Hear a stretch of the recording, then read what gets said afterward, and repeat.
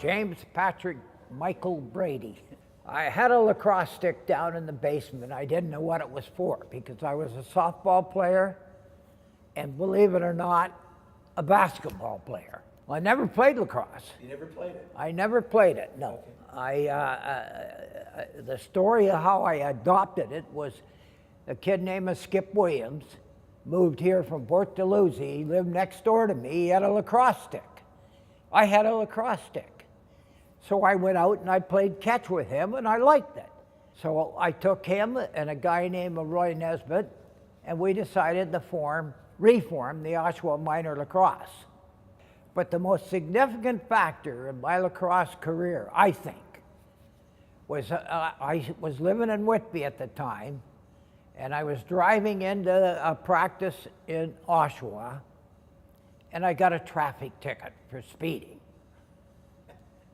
At that moment, I decided to form lacrosse in Garrard Road, which was part of Whitby and Brooklyn. At that time was part of Brooklyn, which ultimately developed into the rebirth of the Whitby Junior Lacrosse Organization. Now, whether I was a great coach or not, it was always debatable. I learned at the Peewee level. We went to Huntsville, and it was 5-1 after first 2 periods.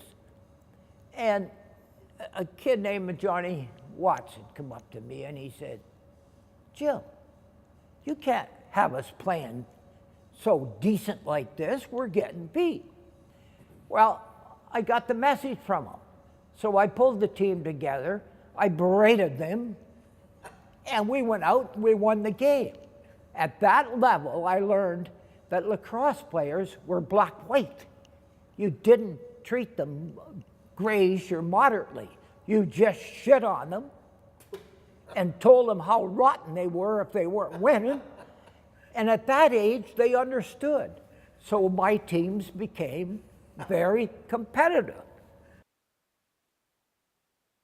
Well, I spent most of my lacrosse life coaching with Whitby and with St. Catharines.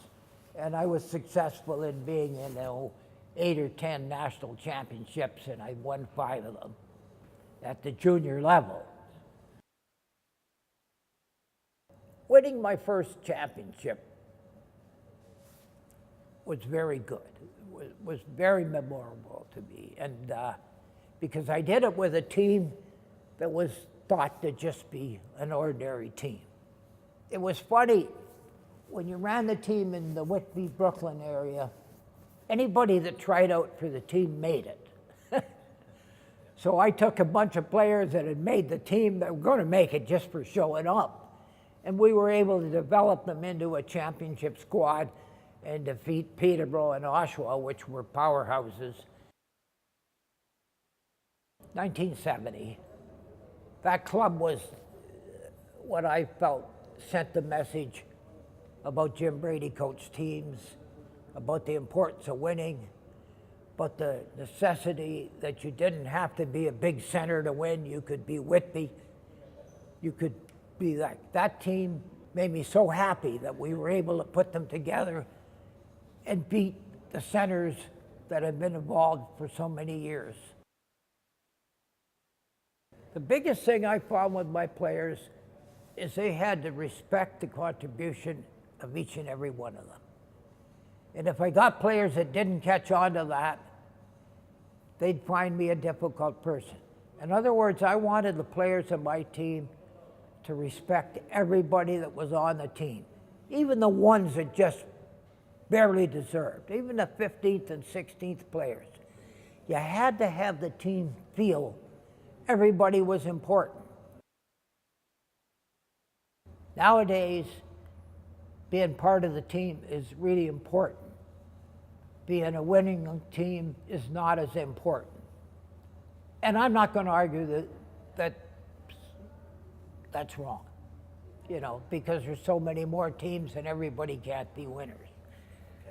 But if I was coaching a club, my emphasis would still be, I got to develop the technique and the personality of these children or young men to understand what winning is and how important it is to their life.